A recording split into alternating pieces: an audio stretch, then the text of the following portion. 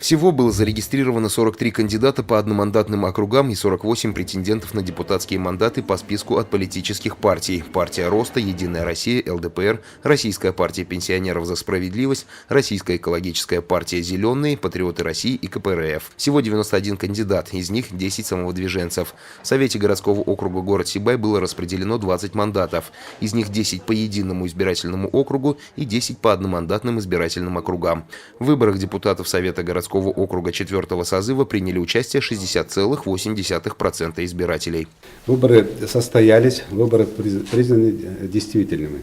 Сегодня у нас состоялось очередное заседание территориальной избирательной комиссии городского округа города Сибай, Республика Башкортостан, где были утверждены протоколы номер 1 и протокол номер 2 по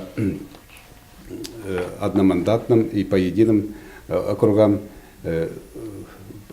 Оглашали результаты голосования наших избирателей, и сегодня же вручены всем депутатам, которые прошли местный совет городского округа города Сибай 4-го созыва, временные удостоверения.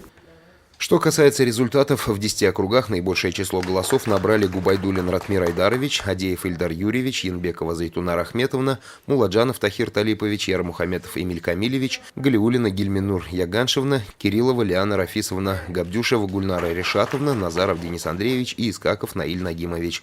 По единому списку на 10 мандатов претендовали 4 партии. Партия Роста, Коммунистическая партия Российской Федерации, Единая Россия и ЛДПР. 3 из них смогли преодолеть 5% барьер. КПРФ, за которую проголосовали 16,99% избирателей, Единая Россия с 64,59% голосов и ЛДПР 11,2% голоса. Артур Умидбаев, Айгуль Хамитова, Алик Кадыров, телекомпания СТВ.